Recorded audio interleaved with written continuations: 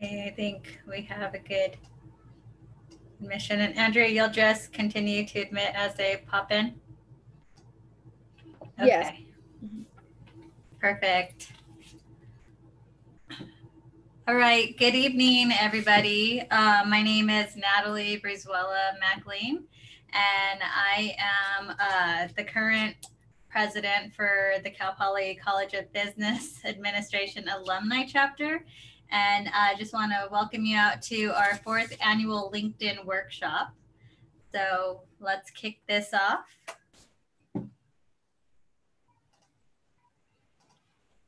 So today's plan, we're going to do an introduction to our alumni board members here. Help you walk through your picture perfect profile and teach you how to search for companies, alumni, and we'll also talk to you about communicating with professionals on LinkedIn. So as I said, I am the current president for the chapter. I graduated Cal Poly in 2015. I was the FRL student. I am currently a JPL contracts manager. So I deal with government contracts. And before then, I was in the food and beverage industry, I'm sorry, doing commercial contracts as a salesperson. Jerry Aguilar, he's not with us today. He couldn't make it, but he's also part of our alumni board, and he is a Costco buyer. So then I'm going to pass it over to DJ, who is our current vice president, former president. Hi, good evening, everyone. I'm DJ Norman. Thank you all for coming today. We're excited to share this with you and do some Q&A with you. I know we're going to be using the chat room a lot today, but just a little bit about myself. I graduated in '93 with management and human resources and currently work for Facebook as director of recruiting for their production engineering services area. So I will hand it over to Lorena to introduce herself. Well, good evening, everyone. My name is Lorena Ornelas Estrada. I graduated 2010 as a business admin with an emphasis on MHR. I am currently, like Natalie, a contracts manager at JPL, and prior to that, a business administrator within JPL. And that's it. So I'll hand it over to Chris. Hey guys, my name is Chris. I've currently been on the board now for about 5 years. I specialize in the staffing and recruiting field and human resources. I work for Molina Healthcare, currently down in Long Beach, but definitely excited to have you guys hopefully gain a lot of knowledge tonight. Now I'll turn it over to Andy. Hi everybody, my name is Andy Bajarski, and I graduated, I think I'm the oldest one here. I was a graduate back in 1992, a long time ago. And I was also an FRL major. And what I do, I've been doing for about 23 years, and it's real estate. I'm a real estate broker, and I basically bring people on board. I hire them, train them, and help them become successful real estate agents, real estate brokers. And I'm also a mortgage broker. So I do a ton of loans representing buyers and sellers who want to get a new loan when they're buying, and also if they're refinancing. So my specialty and what I do is a little bit different than everybody. It's mostly real estate, and basically I own a company. So that's it for me.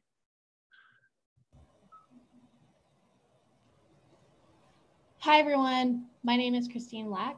I recently graduated back in 2018. So about 2 years ago. My major was marketing, and now I'm in human resource, where I do HR, and I help with performance management at the Gigafactory out in Reno, Nevada. Super excited to be here. And yeah, Natalie just mentioned to feel free to ask questions in the chat throughout the event in the chat box.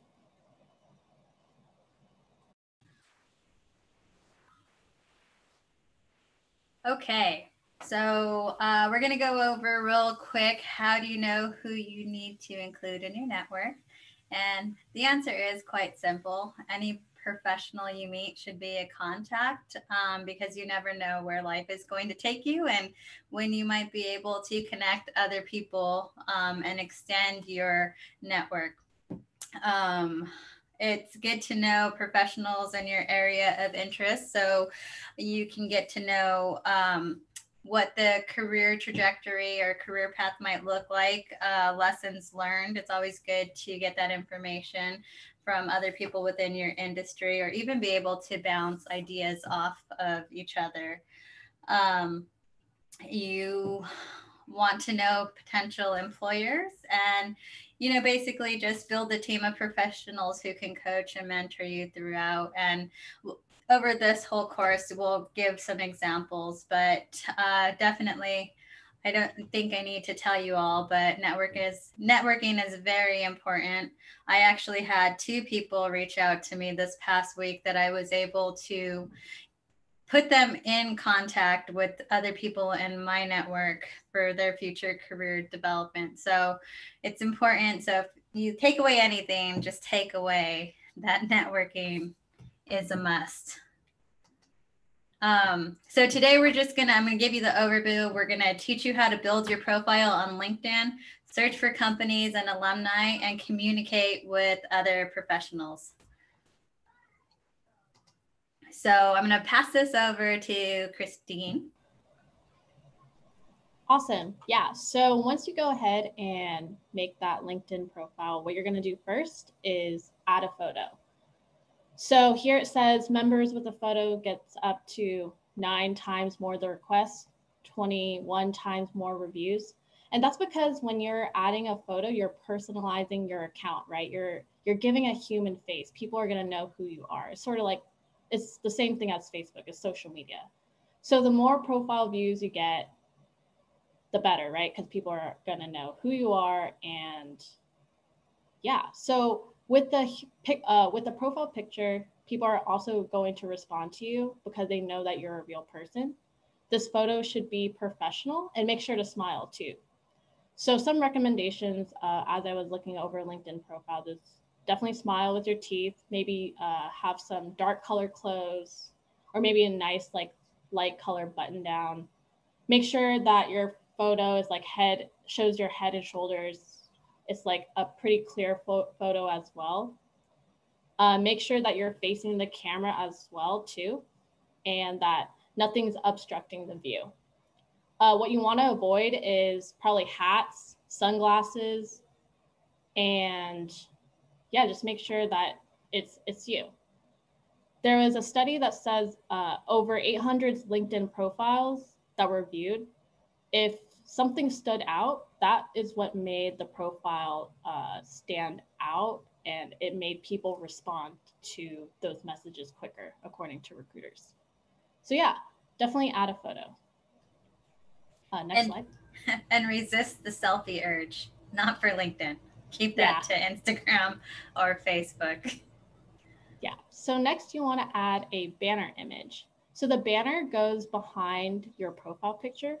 And what that can include is maybe your favorite skyline of your city, or a content branded by your employer. It's just really important to showcase like who you represent, and you represent yourself as well.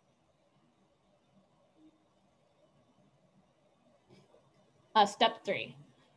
For your summary, you want to make it compelling. So this is your chance to talk about yourself. It's going to be your elevator pitch. So what you want to do is talk about what you're passionate about, what you're working towards, and focus on any accomplishments that you've done so far. So this can include achievements, scholarships, who you are as a person, and what you're passionate about ultimately. Next, you want to detail your work experience. So a lot of work experience or internship experience, you want to make it as detailed as possible so it illustrates what you've been able to do and what you're capable of. So what you want to include is your complete work history, right? If you're able to detail that all the descriptions, it'll just help you in the end, and recruiters will know what type of work you've been doing, and it'll just help them know and just know what you've been doing over time. Lastly, you want to add your education as well. This will help you connect with your alumni. For example, if you add Cal Poly Pomona, you'll see that a lot of people have went to the same school, and they'll add you as well. Members who have an education saw that their profiles were viewed up to 11 times, and then they got 6 times more the connection because they knew people from that school. I know as a former alumni, if I see someone with that went to Cal Poly Pomona, I will automatically click accept just because people have done the same to me. So I just want to reciprocate that as well.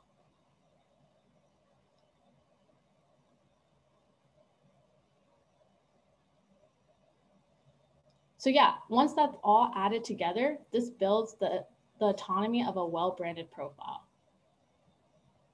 It's engaging, it shows who you are, and it'll brand you as the next model employee. Christine, can I jump in and add a few things here? Yes, please do. No, so I love this slide here. It kind of brings it all together to your point. Couple things too. I know you talked about the killer summary, and what you'll see here on the screen, you'll see that it's just a few sentences long. You want to make sure that you don't get too lengthy with this one. Maybe 3 sentences, 4 sentences at the most. One of the things you got to be aware of is that recruiters are only going to spend so much time looking at each person's profile. So make sure that the first 3 sentences, because this is what you can see without hitting the see more button, you want to make sure that these first 2 or 3 sentences is really eye-catching and engaging so that it makes them want to read more about you. I just wanted to add that in as a whole. The other thing I'll say from a contact perspective, a lot of times, LinkedIn is about making connections with people.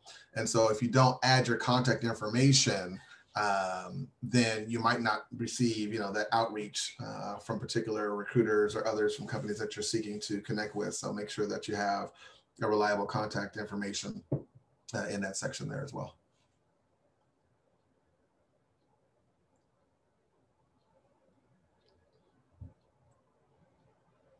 All right, I think this is my section here, I believe, Christine. Go ahead and go to, excuse me, the next slide. So without doing a live demo, we really just wanted to focus in on helping you search for companies and alumni tonight. For tonight's section, we're going to use Apple, the company Apple, as in phones and laptops and digital devices as our sample for tonight. So the biggest thing to take away here is just how to use the search field on LinkedIn. The search field can be found in the top left-hand corner if you're on the LinkedIn site. And so what happens when we enter in the word Apple into the search field, right? So what pops up is a couple of things, right? So you'll get a drop-down list that actually shows you maybe people that you're already connected with within Apple in your first, within your first level connections. You might get, different pages on specifically on Apple, but the one you want to choose for the companies is the page that says apple.company.consumer-electronics. And what LinkedIn actually does is it's telling you that Apple is a company, so the .company, and that Apple is in the consumer electronics industry. So it's giving you more information about Apple and making sure that you're selecting the right company. Once you land on the Apple site or website, you'll see a couple of things, and this is kind of structured consistently within LinkedIn, is you'll see a home page, about section, a life section, and then jobs and people. And this is where I see a lot of students and graduates actually doing a lot of research when they're applying for roles or when they're actually preparing for interviews. And so you can get a lot of information off of this page here specific to tabbing into either the home, about, life, jobs, or people section. Okay. And again, feel free to add things into the chat. You guys can stop me if something pops up that we need to stop and pause for. DJ, can we do a go back really quick? And I think it would be great for you to answer this. But sure. Bianca asked a question. When you list your work experience, should you list your entire work experience, or should you alter it like you would on a resume and only include experience that in a career you're pursuing? Sure. No, I do think you should list your experience. I think where it comes down to detailing it would be, is your past experience, relevant to the role that you're trying to apply for? And so, for instance, many of us have had first-time jobs And I think it's good to show that you worked, either you worked your way through, school, or you worked through high school. But you might be applying for a technology role, but yet you did a first-time job at McDonald's or Target or another retailer. And I think it's okay to list, Target cashier or, a cook at McDonald's or whatever the case may be. I don't think you need to go into deep detail. Most individuals who are going to be looking at you as a potential candidate for a role kind of know what those roles are. You don't need to go overboard. However, if you did an internship that's relevant to the role you're applying for, then I would expand on, listing out some of the key takeaways, the project you were working on, maybe a key accomplishment or a key project you worked on during your, as you're kind of detailing out your work experience. So hopefully that helps. I don't know if anyone else would add to that.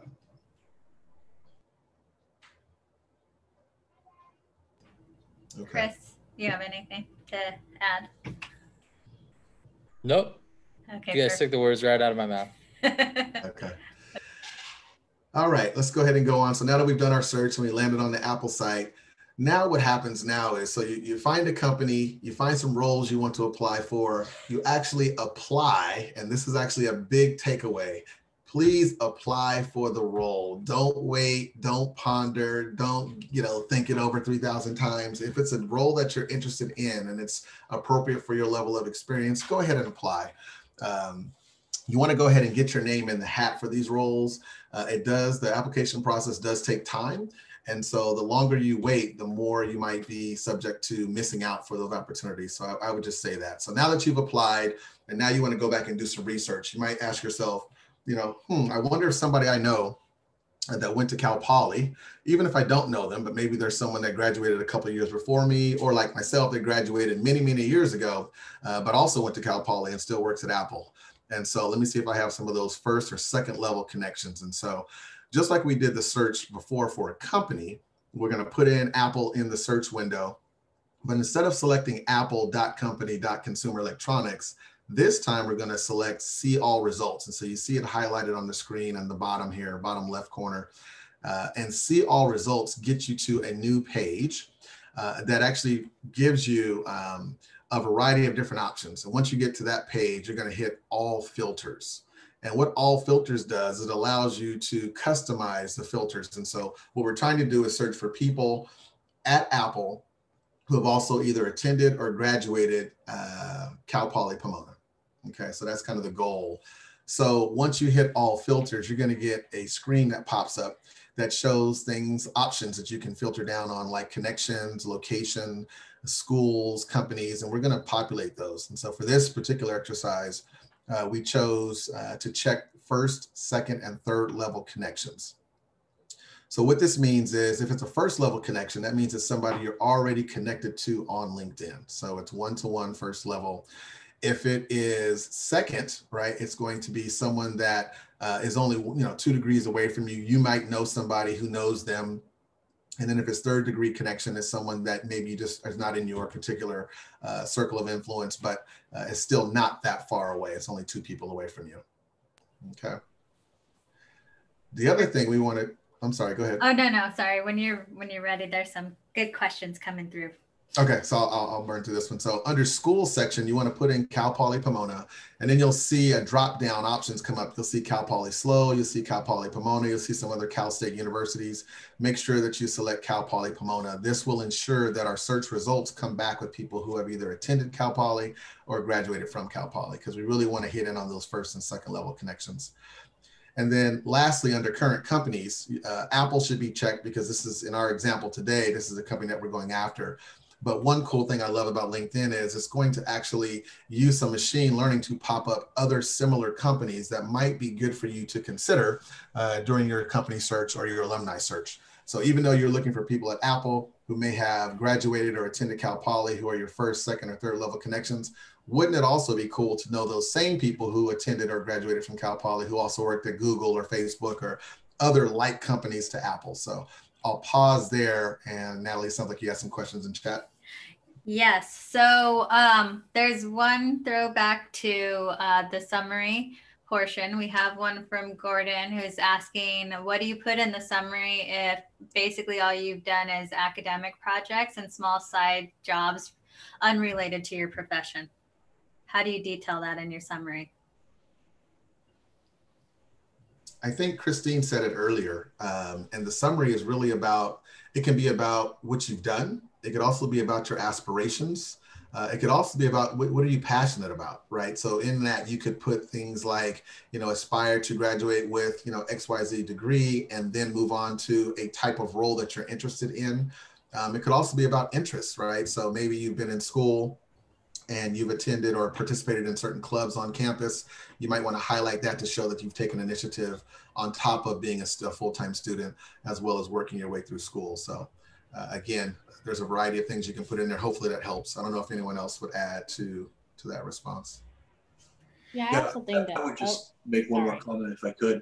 So if you don't have a lot of things to put in your summary because maybe you haven't done a lot or you haven't had a lot of experience, then I would say focus on what you do have in the individual message that you're sending out to the individual that you're trying to connect with. Make it personable there to that individual, and maybe put whatever you want to put there as opposed to just in the general part of the summary. I think that would help you, because then you're customizing yourself and tailoring it to whoever you're trying to connect with. Some of the messages that I get constantly, people always send me messages about what they'd like to sell me. And different things that they offer. And so a lot of that is personable to my business and what I do. So I do read those as they come in. And if anything does come at me that is of interest, I will usually respond to that person. So I would say to just, and that maybe I'll talk about a little bit later about that toward the end and then the third part. Christine, you had to add something to add? Yeah, I wanted to also say, since you've done academic projects, include that in your summary. What you were doing in the projects, what was your role, and like the overall impact as well. Yes. We have another question that is asking, is there an advantage to apply to jobs through LinkedIn rather than through like the company website or the HR department? Yeah, I'll take I'm sorry, was someone going to, go ahead. No, go ahead, and then I'll add to you. No, what I was going to say, I think there's multiple advantages. One, LinkedIn actually aggregates a lot of different job postings for you. So instead of going to each company website, right, you can go to LinkedIn and search for a variety of companies and types of jobs all at one time. So I think that's a key piece. I think another key benefit for LinkedIn is that many companies buy what they call a recruiter LinkedIn seat. This is where recruiters get advanced access or accelerated access to LinkedIn profiles of things that we cannot see having just our free profile. Again, with you being on LinkedIn and applying that way, you can surface yourself to those who aren't on LinkedIn as well. And then of course, it's just the alumni piece. And we're going to talk a little bit more about that, but being connected to someone who is working for a company that you're interested in and knowing who they are and knowing what role they have and knowing what their journey has been, all those things are really valuable information to help you through the application process and research process. So Lorena, I think you had something as well. Yeah, so I wanted to add, a lot of large companies have now moved to doing a lot of the recruiting on social media.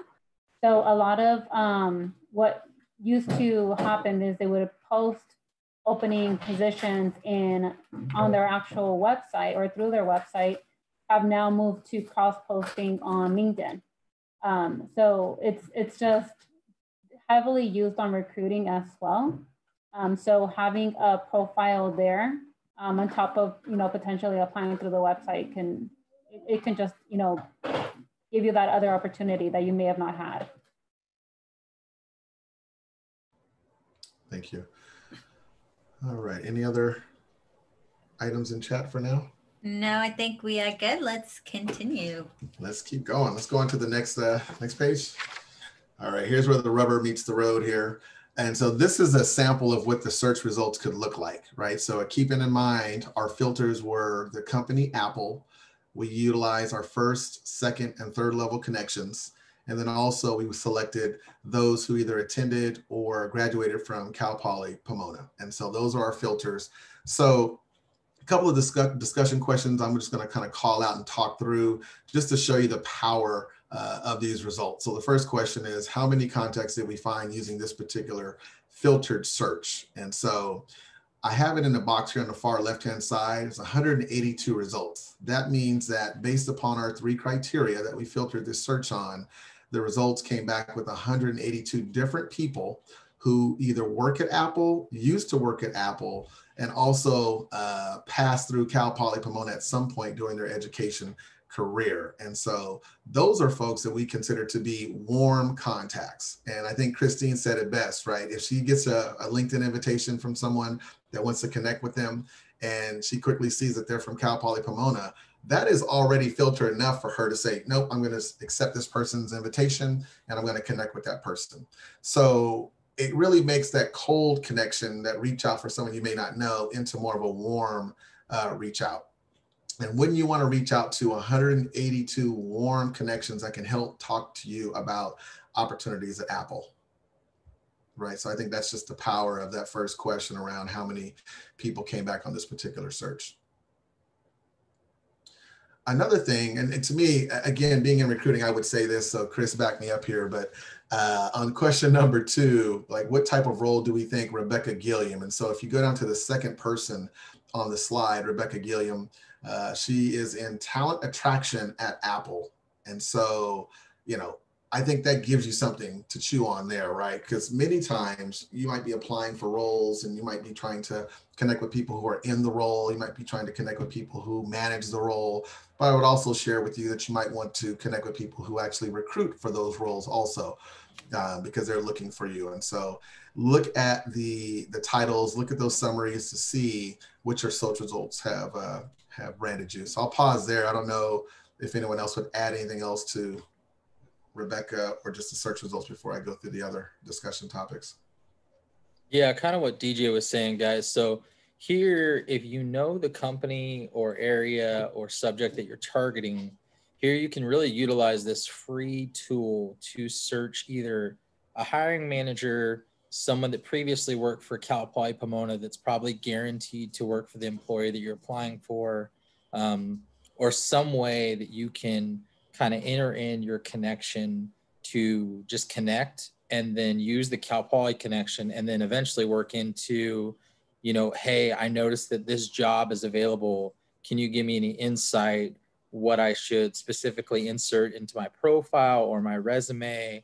It's kind of a workaround, but in a recruiter or a staffing industry, we use the term Boolean search.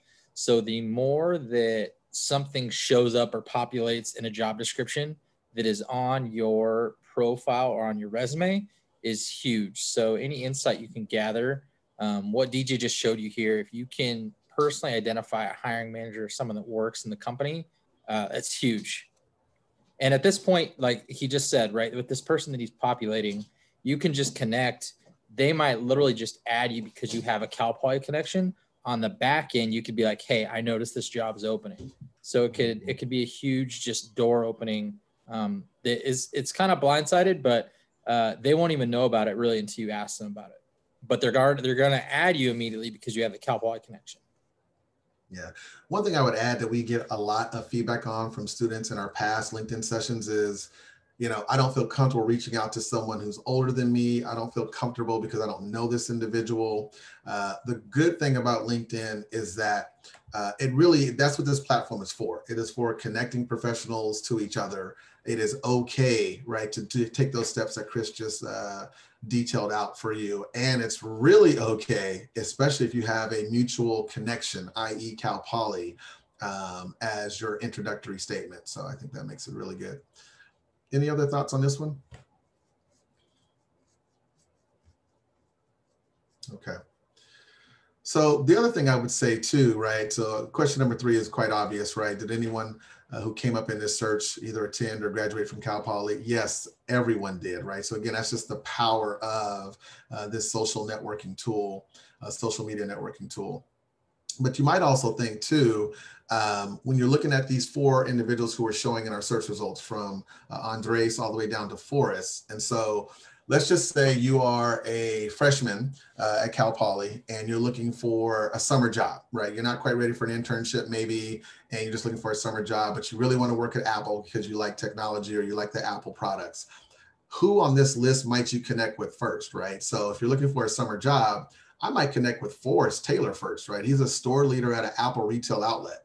So it's also about targeting the people you want to connect with and linking it back to your purpose. I think it's completely fine if you were to reach out to Forrest and say, hey, Forrest, we're both Cal Poly alum. We'd love to connect with you. I'm a freshman and I'm looking for a summer job. Let's connect and talk about that. Maybe you can help me understand what that process is like. And I think that is a very good approach you can use as long as it's relevant. And you have to play your cards, right? So be upfront with the purpose of your reach out. You don't have to be scared to tell people what you want. Literally tell them what you want. Keep in mind too, all these individuals are working professionals, right? They've got their LinkedIn inbox, they've got their email inbox, they've got their cell phones, they've got everything else. And so the more you can kind of get straight to the point and leveraging that Cal Poly connection, it really helps them filter through all of their myriad of messages that they receive on a daily basis also. Okay. Another thing I wanted to highlight on number 4 discussion topic. So how many shared connections do we have in common with Lauren? And so you'll see here, Lauren, again, going back to our perfect profile, right? Lauren doesn't have a picture, so we'll make sure she gets that updated if we ever connect with her. But she's an employee relations person at Apple. So that's the first thing I saw. And so it's like, if I wanted to do maybe an HR related internship, she might be someone I might reach out to learn more about what it's like to be an HR professional at Apple. But to answer the question, how many shared connections do we have in common with Lauren? And this is very key also. So you'll see this little arrow here and it points to 14 other shared connections. So when I did this search, it tells me within my own LinkedIn network, I have 14 other people that are mutual connections with Lauren. So if I wanted to reach out to Lauren, I might say, hi, Lauren, this is DJ. We both, graduated from Cal Poly, and I see we've got 14 other connections. I might click on that 14 other connections and see if there are any people that I know well with that 14, because then I could also either ask one of those 14 to make an introduction for me, or if say we did some group during school, or maybe we worked together at some point before or after Apple, I can also say, we also know such and such in common. I work with that person during my years at Coca-Cola or another company. And so again, what you're always trying to do is make the connection a whole lot easier, make it something that you can relate to, find commonalities in people you're trying to connect with. So I'll pause after 4. Any thoughts or other suggestions there? Okay. And if we go back to the first slide, I don't want you to go back there right now, Natalie, but if you think back to the first slide, and Natalie put up a slide that talked about who should you connect with on LinkedIn, right? So the same thing applies here. Again, these are all warm leads, going back to our search filters, right? People who are at Apple, who are on our first, second, or third level connections, and they all went to Cal Poly Pomona. So from this perspective, I think everybody, all of the 182 results that came back are definitely people that you want to connect with, and really go through that list and see if there are people that align with your career goals, maybe an internship, full-time, a summer job, or if you're just doing research on Apple and there's someone that's in a role that's attractive to you and you want to talk to them about what it's like to be in that role, then you can reach out for them there as well. So again, this list of 182 people is definitely a great starting point for you to get connected. So now that you know who you want to connect with, the next thing we want to do, I'm going to turn it over to Andy, and he's going to talk to us about practicing different ways to reach out and to communicate with these folks. Okay, thank you, DJ. So I guess I would start off by saying, why do you want to connect with a certain person that you found? You have to have a purpose. Why are you connecting with that individual? Is it about a specific job? Is it to learn about an industry? Is it to learn something that you're interested in? Make sure you know why you're connecting with that individual. Another thing I would tell you is before you connect with them, click on their profile, as DJ was talking about, and read the about them, about me. Find out what they're doing, find out what jobs they've had, find out where their education has been, and try and see if there is anything in common with that individual and you, because you want to personalize your message to them. So for example, under my profile, I put in there that I don't like wearing suits, because I don't. I've been in this business for 20 plus years, and I'm tired of wearing suits going out to meeting with sellers. So if you see that, your message to me might be something like, you know, hi, Andy, I also don't like wearing suits, you know, and then can we meet for 10 minutes and maybe talk about your industry? First thing I'm going to do is I'm going to see that. I'm going to laugh. I'm going to say, hey, this guy or this girl has character. She has, you know, it's going to draw an interest to me from, you know, to you from me, and I'm going to be more apt to try and meet with you. So find something that individual, they'll always state what they're into or what they like. Maybe they're into sports. Maybe they like the Lakers. You can talk about the fact that they won the championship. Whatever it is that individual puts on their profile, pick something out of there that makes it personable. And then in your message, I would say, talk a little bit about that, and that'll catch that person's eye when they're reading your message, because they're getting bombarded. I get bombarded with so many messages I get escrow companies, title companies, appraisers, lenders. I mean, you name it. Everybody's trying to connect with me, and I just don't have the time to be reading everything that is there that's coming through. You know, I have a full-time job. I'm out there doing my thing. And so you got to get to the point, and you got to be quick, and it's got to be eye-catching. So that's the first thing I would tell you. And the way you're going to do that, and not to sound egotistical, but stroke my ego, stroke the person's ego. Tell them what they want to hear. If I'm into sports and I love basketball, and I got the privilege and honor of playing with DJ Norman back when I was at Cal Poly, and I put in there that I played for 4 years at Cal Poly, and you see that and you say, oh, wow, you play. I'm like, oh, wow, you know, this person's talking about basketball. I'm going to read what you have to say. I'm going to make more of take more of my time to read what you have to say. And if you're asking for assistance, if you're asking for help, if you're asking for guidance, you know, you're stroking my ego even more, right? I'm going to be like, oh, I'm going to help this person even more. I'm going to be more inclined to help you, you know, and the thing that will really do it for you is if you offer to buy me lunch or breakfast or take me out to coffee. If you say, hey, Andy, can I have 10 minutes of your time? I want to buy you lunch, or I want to buy you coffee or you know, whatever. I'll be like, hey, free food. I'm all over it, right? So I'm going to be more inclined to meet with you. And then boom, there's a big connection. And again, this is not about me. This could be anybody from Apple, the connections that you just saw that DJ was going over. But you have to find a way that's distinguishing yourself from everybody else that says, oh, hi, this is, you know, Chuck, I'm from Cal Poly. I noticed we have a mutual connection. Can we, you know, you've got to bring something more to the table that everybody else is putting out there. Make it unique. Research the individual that you're trying to connect with.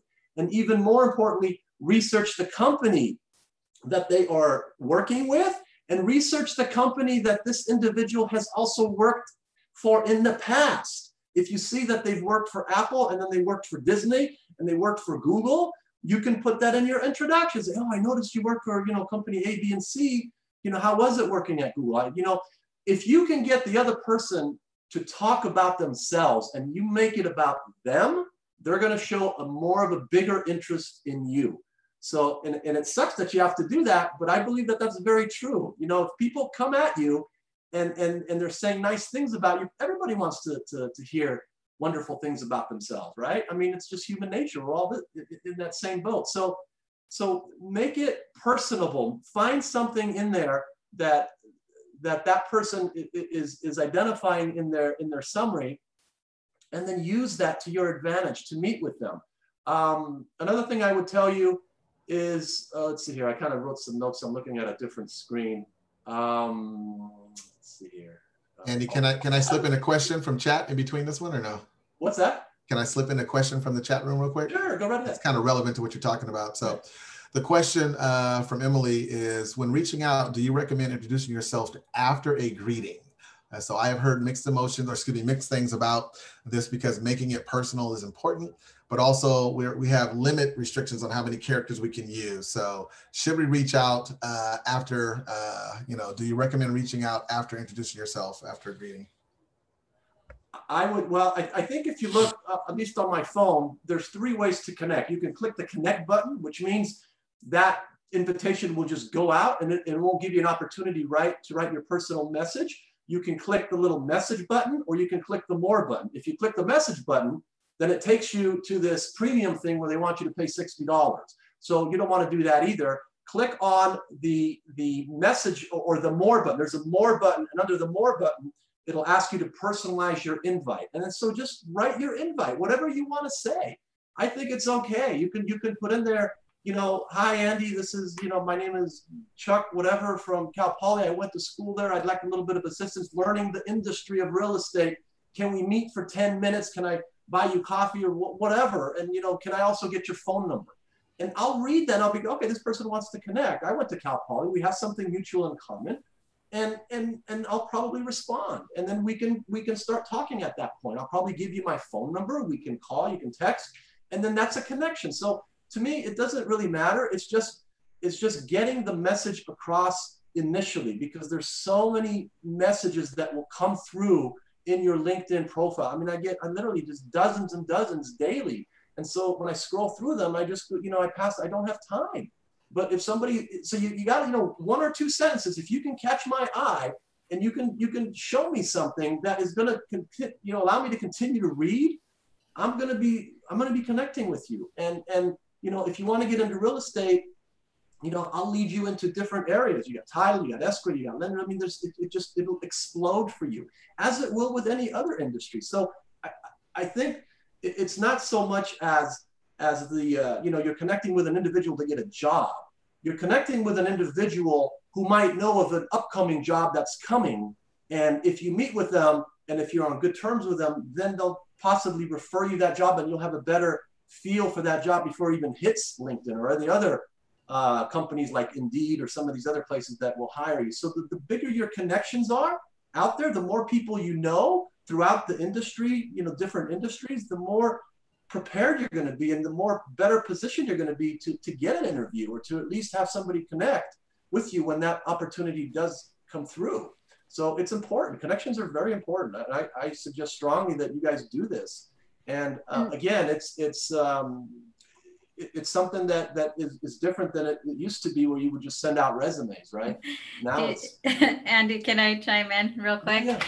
Okay, so for all of you who don't know, we love Andy. He is our residential speaker. But for me personally, Emily, I love when somebody reaches out. I met them at an event, and they message me and they tell me, hey, I saw you speak at this event, or we met here. It jogs my memory, because I'm like, oh yeah, cool. This person likes contracts. We talked about contracts. So it definitely puts you back to where I met you. And then it just helps me re-engage where we left off. So I personally appreciate that. I haven't heard negative feelings that way, but I don't know if anyone else wants to chime in on their preferences. Natalie, this is DJ. I would totally agree. I love when people tie it back either to Cal Poly or to an event that we met at, or even if it's just a mutual connection. Hey, I see we're mutual connections with such and such. I'd love to reach out to you. That lets me know you're working your network. And I'll tell you, you know, as much as we've been on this board for years now, very few students actually reach out. Right? It's not as many as I think would do it, considering this is a free platform that anybody can do it on. And so everyone has the same opportunity. And we just really encourage you to reach out and leverage this format, this platform. It's there for you. It's free. And literally people expect it. You know, people expect you to get invitations. And so it's not something that is going above and beyond. It's really just participating like most professionals do. I think too here, what Andy's talking about, like, as long as you guys can get over the initial intimidating factor, like this is intimidating, right? As an undergraduate, like reaching out to a professional that you think, or someone in your field, let's say they're not connected to Cal Poly. If you're thinking about this message and what Andy's talking about for more than like 10 minutes, you're definitely overthinking it. Like you said, just make it personal, but you don't want to dig too much in their profile. Don't make it weird. But if it's short and sweet, I mean, like Andy, of course, loves free coffee, but you don't have to buy everyone coffee. If it's just that you want to connect with them, then that's kind of, as long as it's personal and there's a message there, I think you're more inclined to get the connection between whoever you're trying to add. And just be yourself, you know, and everybody's different. And I would just leave you with this last thought, that if you don't have a lot of work experience, if you don't have a lot of training or education and you don't know how to connect with somebody, there's a couple things that you can state when you connect. You can state that you will bring in a positive attitude to the potential job that you're applying for. You have amazing work ethic. I think that's also important. If they see that, they'll like that. You have an eagerness to learn, and then you want to grow with the company. Those are the things. Somebody comes in and says that to me and they're interested in a position and I see those factors, that's somebody that I'm going to want to talk to. And in my business, you better have a lot of drive and ambition. You better be able to communicate with people face to face. You know, you cannot be afraid to talk to people. If you go door knock on somebody's house and they slam the door in your face, you better knock again and say, hey, the wind blew the door open. We're continuing to talk. You can't just put your head down and walk away. You know, you're not going to be successful in real estate if you can't handle rejection. But at the same time, you're going to make a lot of money doing it. So, and that's just one area, one field of that business. But just be yourself, you know, put out a little message, say hello, you know, read the profile, see if there's anything there that you can put in your original message, make it short. And I would even say, try and use a little bit of humor. You know, if somebody sends me something that I like and it's funny, you know, I'm going to try and connect with that person, you know, because you're now different than everybody else that's telling me the same thing. I want to see what makes you different. What do you have a personality? Can I get along with you? Am I going to want to work with you? Those are the things I'm looking for. I don't want the person with a 4.0 or a PhD. You know, they're never going to make it if they don't have any people skills, with at least in relation to my business. It might be different for, you know, an engineering position where they're behind a desk 8 to 5 or some other job, IT or something else. But for my business, you have to be outgoing. You have to be able to communicate. You have to be able to express yourself. And those are the people that I'm going to talk to. Those are the ones that are going to be successful. And if they're coming at me with that mindset, I'm going to talk to them. So Andy, we've got one more piece that I wanted to highlight. Natalie put it in there. It's just talking about being mindful of grammar. We know we use a lot of different social media today. And so just be mindful of your grammar. LinkedIn is more of a professional site. And so you don't want to use text language. And we'll get into that in just a moment. But the Grammarly app is a web app you can use to help you kind of course correct and use word search and such for your messages on social media. Okay, do we want to go to the next slide? Yeah, I think it's Lorena. I'm gonna pass it on. Yeah. She's so moving on to this slide, this is again gonna give you a few examples of what you can do and kind of answer Emily's question to some degree. What do you write in your message to this person that you're trying to connect? So we provided a few examples of, you know, again, going back to what Natalie had mentioned before, depending on how you're connecting to this person. So is it someone that you met at a job fair? Is it a recruiter that you're reaching out to? Is it a potential hiring manager or a Cal Poly alumni?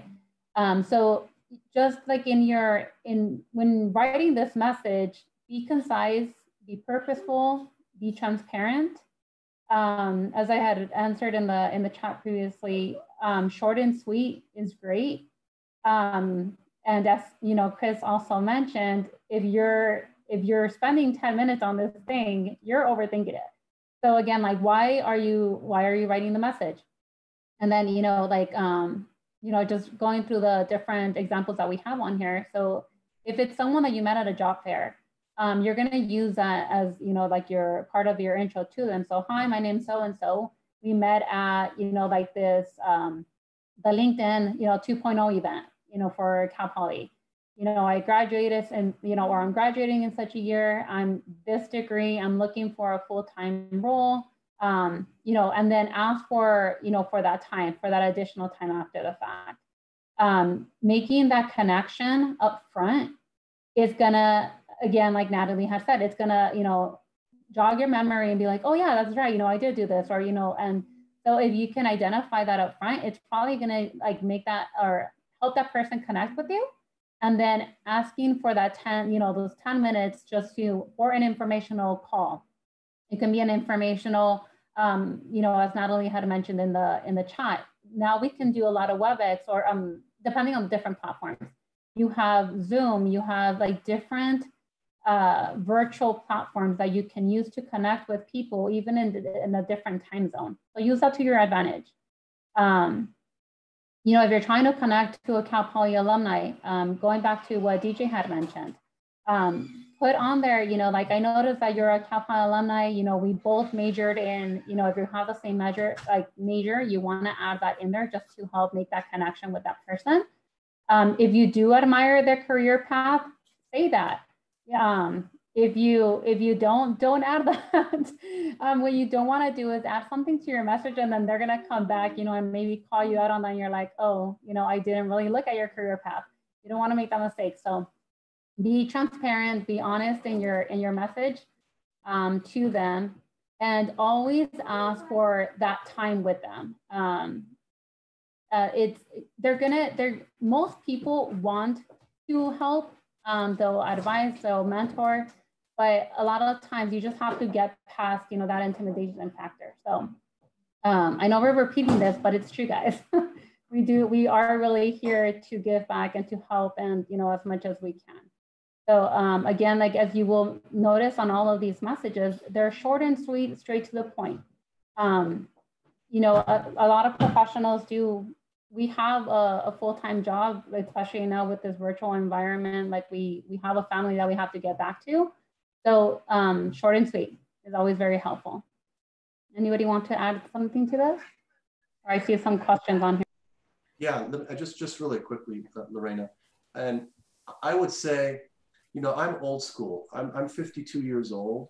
So this social media stuff, LinkedIn, Facebook, Instagram, this is all new to me, you know, texting.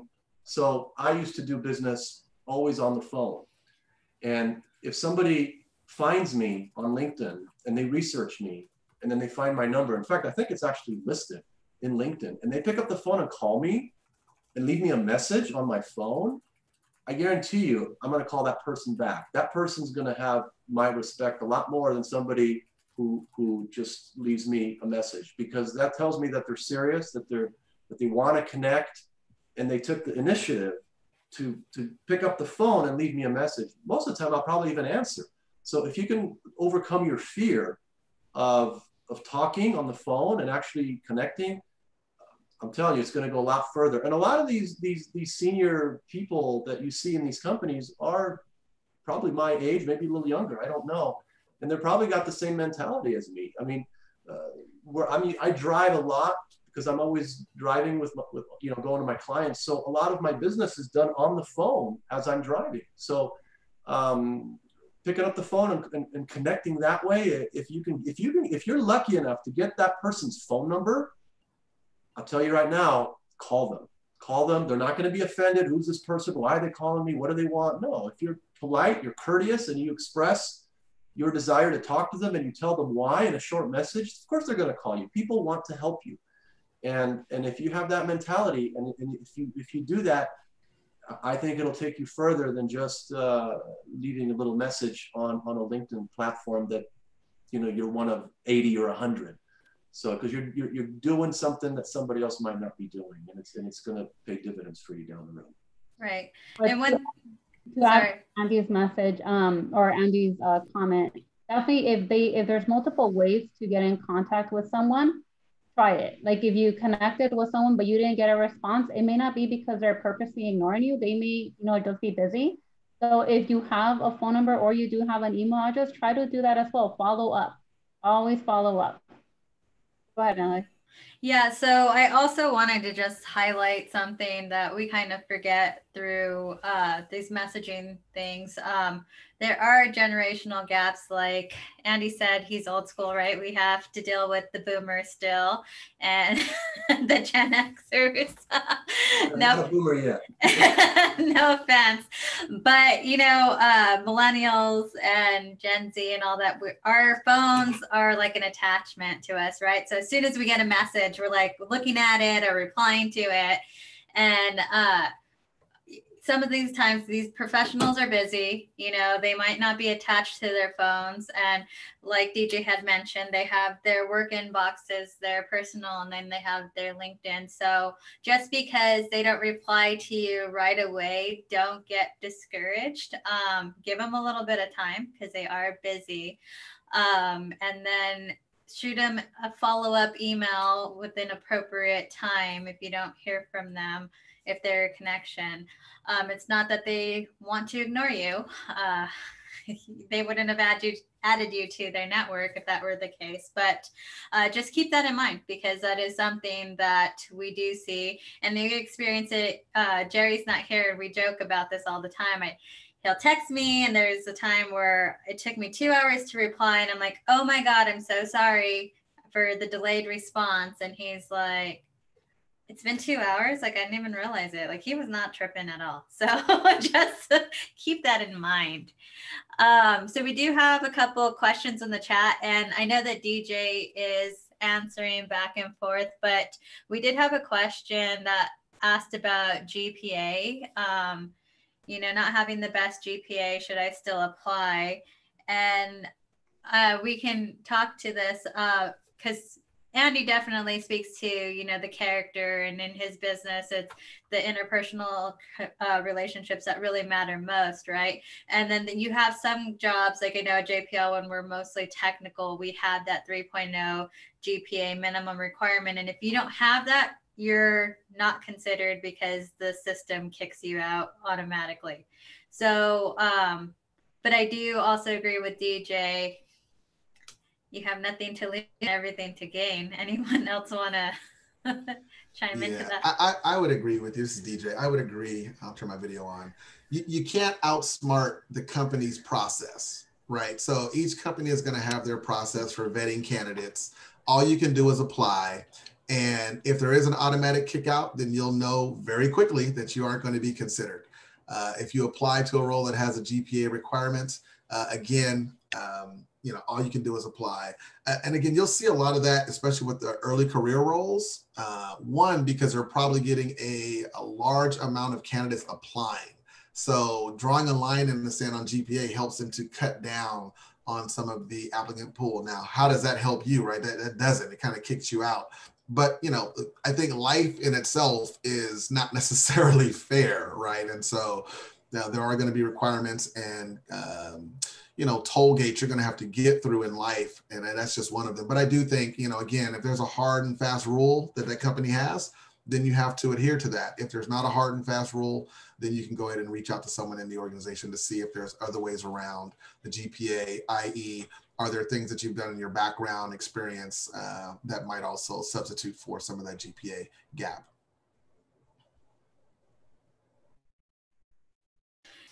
Okay, cool. Very. Anyone else want to add to that, or do you want to go to the next slide? We're good to go to the next slide. Okay, go ahead.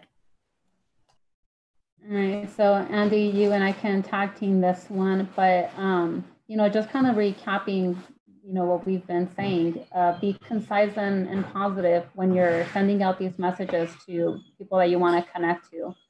And again, depending on the platform that you're using, some may allow you to, you know, make a, write a longer message, or it may, you know, cut you off, you know, like social media, it has that character limit. You know, stay professional. So do that grammar check. Don't, you know, don't abbreviate, don't try not to avoid the LOL like on first impressions or everything. So, you know, definitely write full sentences. Don't abbreviate. Use a good grammar rule. And then practice patience. So be patient. People do get busy. Life happens.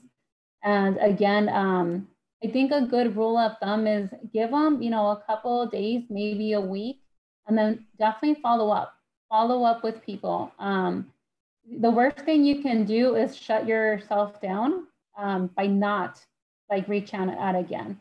So, you know, do the second follow and be like, hi, you know, you may have missed my first message. You know, I'm sure that you get a lot of these, but, and reintroduce yourself. So don't shy away from doing that. Anyone else want to add to this? Lorena, I was going to tackle one of the questions in the chat, not necessarily related to messaging tips, but we got the question that talked about, can we connect with you all, like the board members on LinkedIn? And so at some point, Natalie, if you could go back to that first slide and just show our names and let that hover for a minute so people can get our names down again. First of all, you don't have to ask. That is literally why we're here. We are here to help coach, mentor, guide all of you. And so that's why we introduced ourselves at the very beginning. And we absolutely encourage you to connect with us on LinkedIn, because through that, I would imagine that, you know, all of us on the phone and that are board members probably have 20, 30, 40,000, maybe more connections amongst all of us. And so when you want to tap into some of those connections. So again, but as you guys are looking at this, didn't want to take away, Lorena, from the messaging and Andy from the messaging tips. Any questions or thoughts regarding messaging?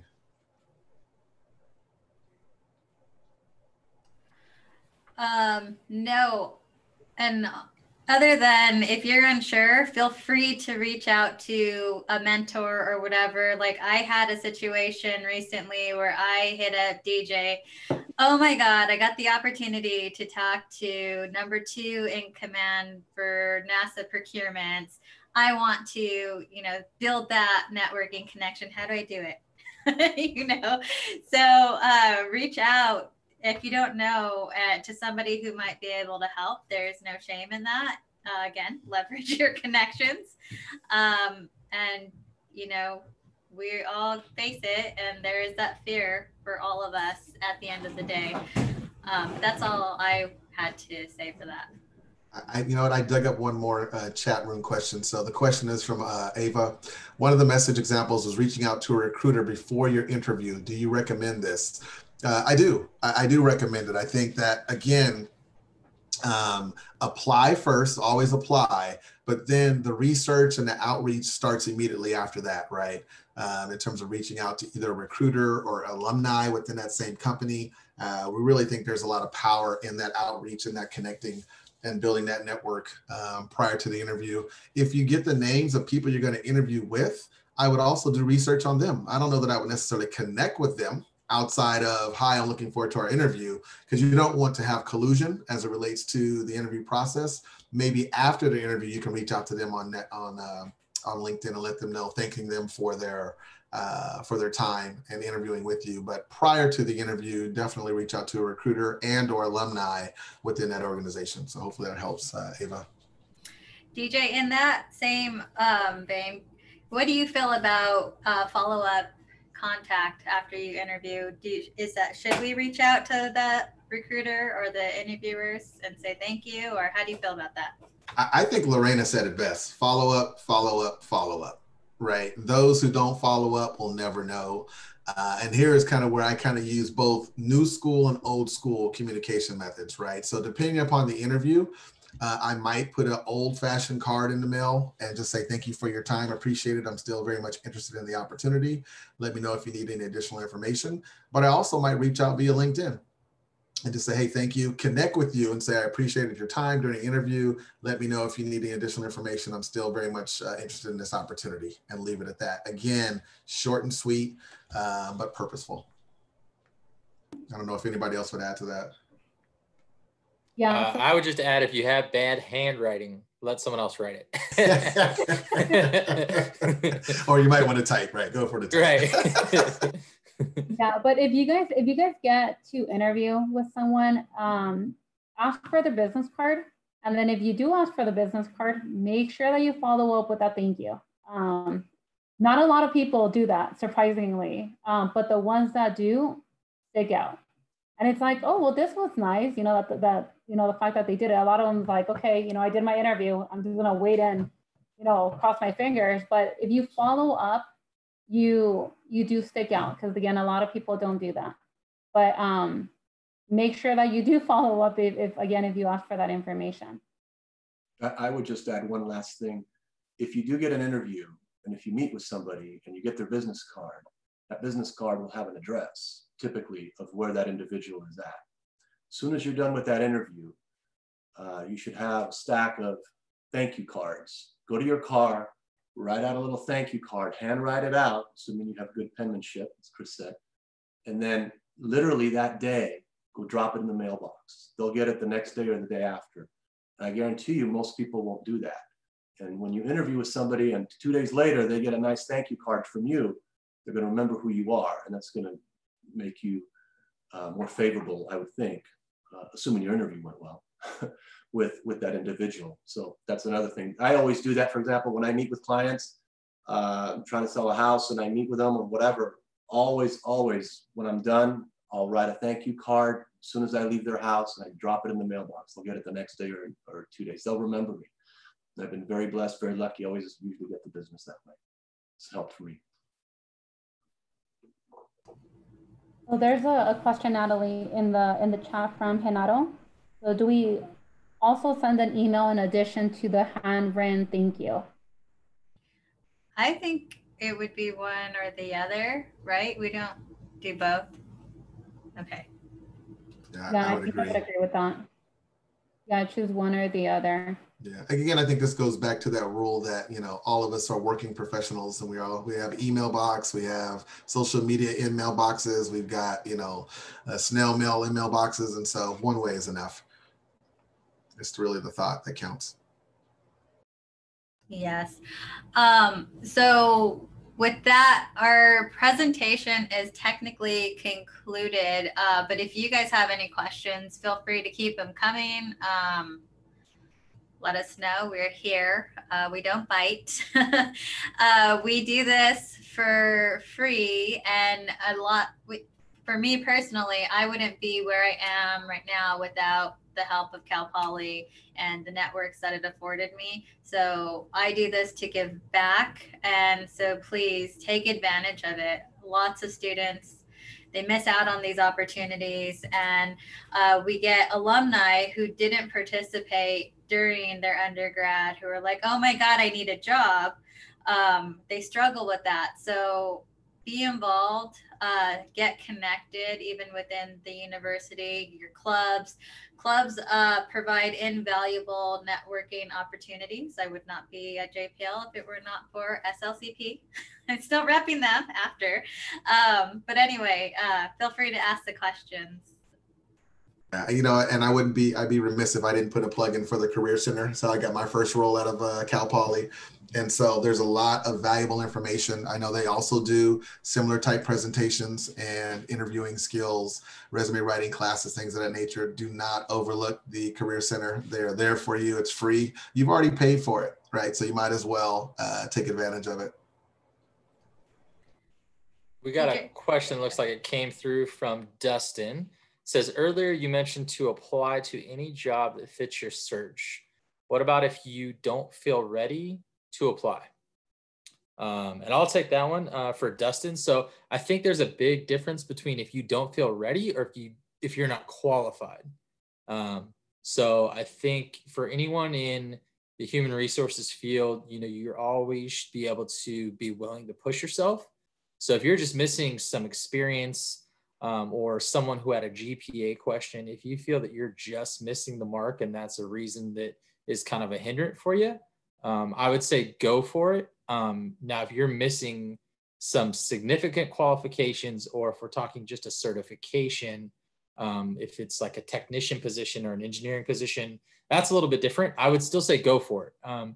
The downside is very small to applying because at the end of the day, you're either going to get accepted or you're going to get rejected. Same thing like a LinkedIn connection. They're going to either accept it or you're going to get declined, but you're still going to always have the capability of reconnecting, reapplying, and trying again. I don't know what the board's thoughts on that question is. Chris, I concur with you 100%. I think it's, we hear way too often from many students that kind of wait and pause and just kind of delay on the application process. And to Chris's point, if you meet those criteria, even the majority of the criteria, right? I don't know that anybody fits a role 100%.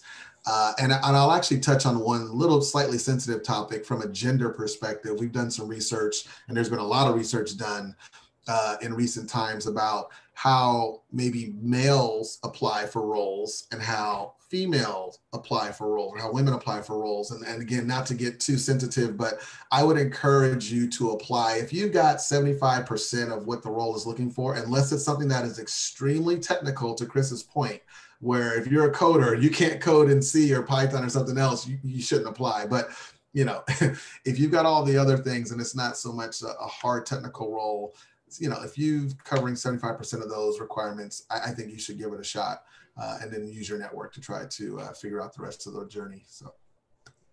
Plus, I think you get a lot of interviewing skills. I mean, if you go out and you interview with people for a job maybe that you feel you're not ready for, I mean, you're gonna get a lot of experience in getting interviewed. So that'll help you on your future job as you apply for other positions. So you always want that as well. And then I'll let Natalie take this one. She just responded to it, but it was great. She said, you know, what if you're unsure about your career path? Yeah, I mean, for that, I think you have nothing to lose and everything to gain. And right now, with our economy being the way that it is, if there is anything that you're remotely interested in, I would just encourage you to get your foot in the door. And even if it's something that you're not really that interested in, as long as you're in that company and your skills are transferable, it'll be easier to move within the company or even to another point.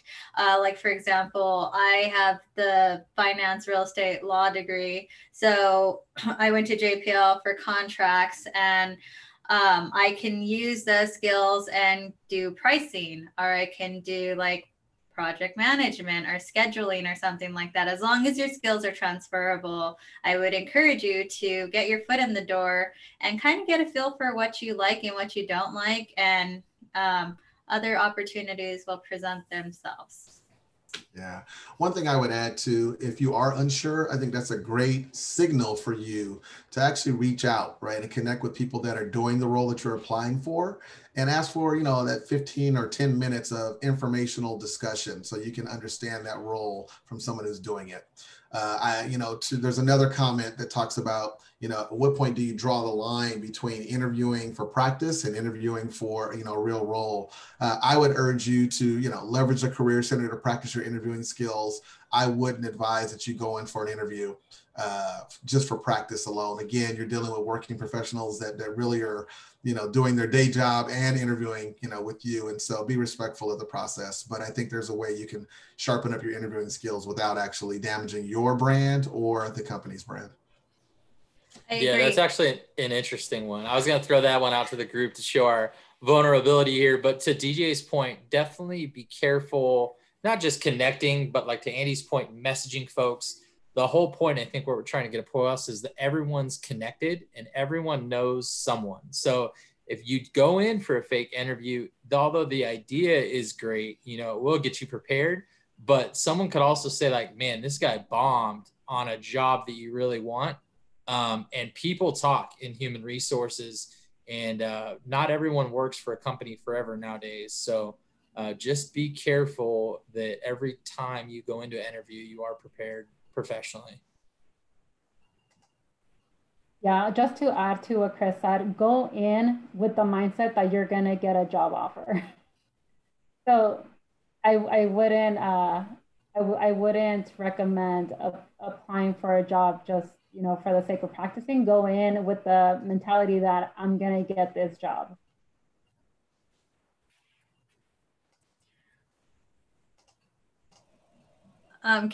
Let me see, can I add to that?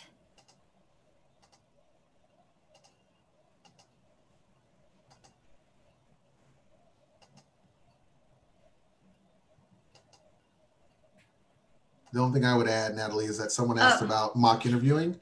And so we do have a mock interviewing on the agenda that's still being finalized. I know we're shooting for maybe February timeframe. We will broadcast that, so you will be communicated with to have an opportunity to do that. But I'd also say, again, if you're coming up on a timeline right now and you need to do some mock interviewing, reach out to any of us, reach out to your career center as well. Right. And even if you're nervous for doing that, talk to a friend that has recently gone through the process and ask them to help you. And you know, it might seem silly. I did that before I went to JPL, and I'm just like, seriously, like, these are silly questions. And then I found out like I had issues where they would ask me a question and I might go out on a tangent and then be like, wait, what was the question again? So she had to like bring that to my attention and tell me like, okay, your answer was good, but you keep getting lost in your answer. So that actually just gave me an awareness of my vulnerabilities. So, or my weaknesses in the interview process. So if you don't want to go to the Career Center, if you don't want to reach out to one of us, reach out to a friend who has gone through the process to help give that constructive feedback. So we are in the rapid fire mode here. Another question here. After my most recent interview, the interviewer requested that I added them to my LinkedIn network. I accepted that request and sent them an email thanking them for their time. Great job. However, I haven't heard from them since. I'm assuming I wasn't selected for the position. What should I do? This is where Lorena's follow-up comes into play. Tell them, Lorena. I think it's just, reach out to them and say, haven't heard back yet. Is there anything, any update on my status? And just go from there. Yeah, especially since they opened up the networking. Like if they asked you to connect, reach out. They opened the door for you. But aside from that, I do want to add, after an interview, make sure they typically ask, do you have any questions? One of those questions that you should always ask is, what's the next step? Are you expecting to interview more people? When can I expect to hear back from you? That at least puts it into perspective as to whether you're the first interview, have they been interviewing already? When are they looking to make the decision? And it just, helps you and when to follow up. That is a great point, and I love those questions. They are your opportunity to interview the company. Do you want to work here? Find out what their work-life balance is like, how fast people get promoted, what are the best qualities that they like to see in employees. Take advantage. Never say you don't have questions. Yeah, I think nowadays, and it's funny because I find myself having these conversations with colleagues where we share how the recruiting has slightly changed over time, where before we were interviewing people, now it feels like a lot of the interviewees are interviewing us because it's not only what does the company have to offer them, but what not is only what the candidate has to offer for the company, but what does the company have to offer for them? So it's changed over time, but it's nice. It's nice to see that change. So we have another question from Mariano. I have a recruiting related question. I am currently searching for a job outside of the management role I took after graduation. So first, congrats on your management role. Any tips on keeping your professional connections with people like my district manager, despite leaving the company and potentially making them upset? Again, I don't know that you can control someone else's professional demeanor.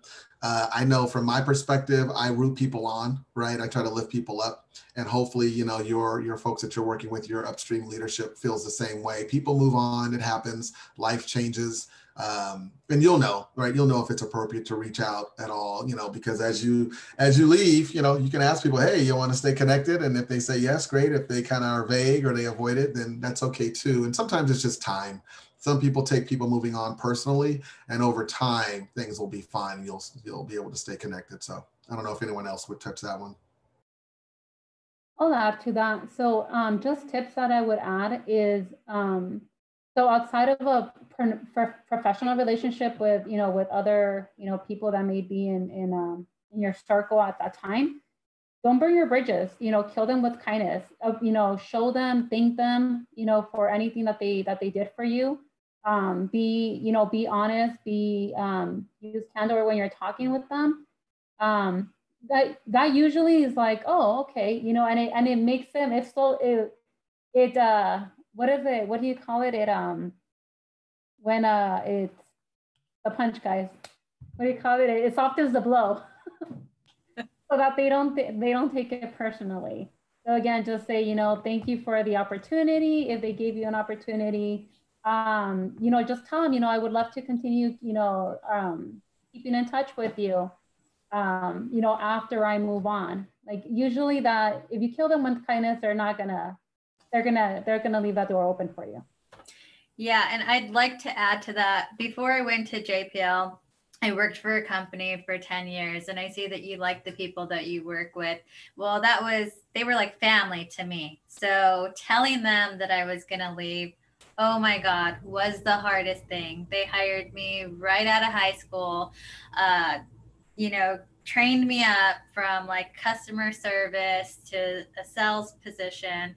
And they were like family, a small company. And you know, they, like DJ said, you know, if they're like family or very good to you, they should root you on. And so I left on good terms. I actually gave them JPL it was very flexible. I gave them a month before I left, and I actually trained my successor. And you know, I still have great relationships with them. I am still invited to their annual Christmas party 5 years after leaving. I still go to my old boss's beach house in the summer. Those networking connections should still be there as long as you're on good terms, because you never know. They might be hitting you up for a job at your new company later. So keep that in mind too.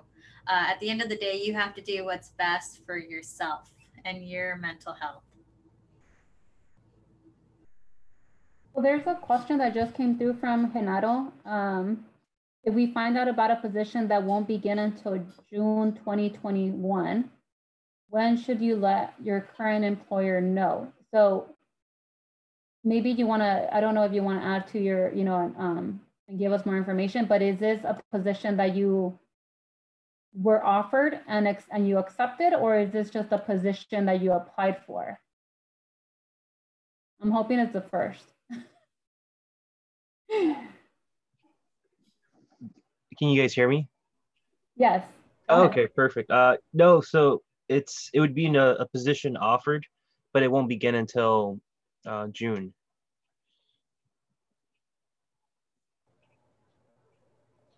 Okay, I can respond to this one if you like. It sounds like this is an opportunity for you to start, you know, maybe at a particular time. There's probably some training that's wrapped around this June start. It's a very typical start date for folks that are, you know, coming out of school, but it could be something else also. But what I would suggest is, again, regular rules apply, right? I think we're in a time right now where things are uncertain.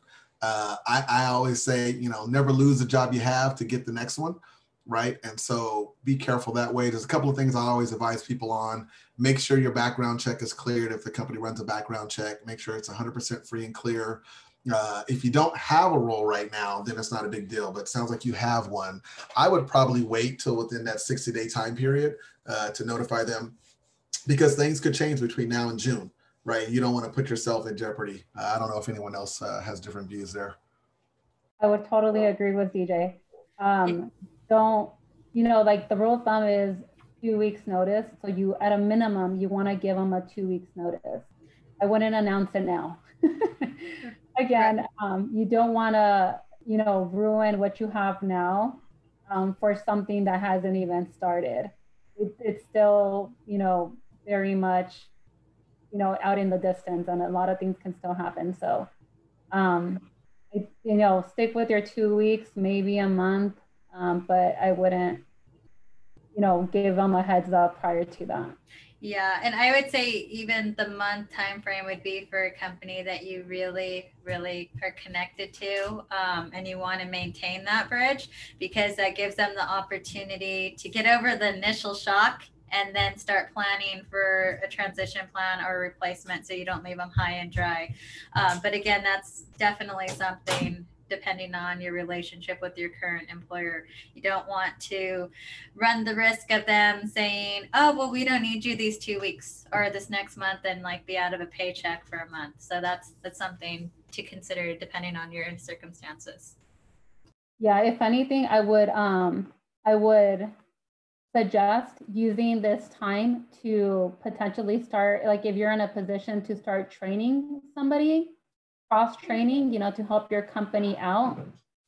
That would be great. That's also something that will help you in the long run. Like if you want to start mentoring someone that can potentially replace you, again, that would only help you in the long run. And I think the company or your direct supervisor, or, you know, whoever it is that you're directly, you know, reporting to would appreciate that as well. So even if you don't give them the heads up now, when the time comes, they'll be like, you know, well, at least hopefully they can acknowledge and recognize that you've been doing this ahead of time. Yeah, the other thing I would say, I think those are all great suggestions, is if you're in a role that doesn't have a lot of documentation around some of your core processes, you know, maybe that would be your legacy, right, as you leave, is to say, hey, you know, and I've taken some time to document some of these core things so that when the organization you're leaving has to hire someone else new, right, that gives them some breadcrumbs, if you will, a starting point to onboard that new person. So again, depending upon your situation, and to Natalie's point, how much you are connected with your current employer, if you want to do something like that or not, but that's also a really good way to leave in good terms. Okay, thank you, everyone. So I just have a quick question. Maybe Andrea, I was just messaging her right now, but I'm just curious to know how many graduating seniors we have and how many who are not graduating yet who need to be looking for internships there are, type of deal. I don't know if there's a raise hand feature that's enabled. If we have the raise hand feature, maybe we can. Yeah, under the reactions, if you hit reactions and then hit the thumbs up button, that might be a good way to do it. Okay, perfect. Okay, so thumbs up if you're graduating senior. Okay. Okay, cool. And then, so the rest of you, would you be undergrads? Okay. So I do want to encourage you guys, especially those looking for internships. You got to jump on those. Like, the time is now to start looking and applying for internships. And even the graduating senior, the time is now to be looking for those jobs. So I know internships and that timeline kind of gets blurred, and it's not really emphasized. It wasn't for me anyway, as I was a transfer student. I'm not sure if it's emphasized more for people who go to Cal Poly the whole time, but definitely start looking into those things. So I know Cal Poly offers virtual career fairs. So do those, as many as you can, until you can make those connections, because the market is a little tight right now. Do you guys want to? We have 2 more minutes. So does anybody else want to add anything? No, I would say just for internships, I know that there's also a trend too. We're starting to see more remote internships come out. So I would say don't be scared of those. Those are another great opportunity to get experience underneath your belt. I know we all want to be in person, but I'll tell you, you're still going to get great opportunities remote as well. So I think that once you do the remote, you'll never want to go back in person. Okay, I'm never going back to the office. Work-life balance. Yeah, it is nice.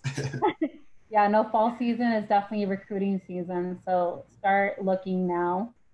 A lot of offers are being done now during this time frame. So September, October, November timeframe. So definitely look now if you're looking for internships. A lot of companies will start posting them around this time, and then offering, again, making offers around this time as well. So don't wait till spring like it used to be. Times have changed, guys. So definitely look now.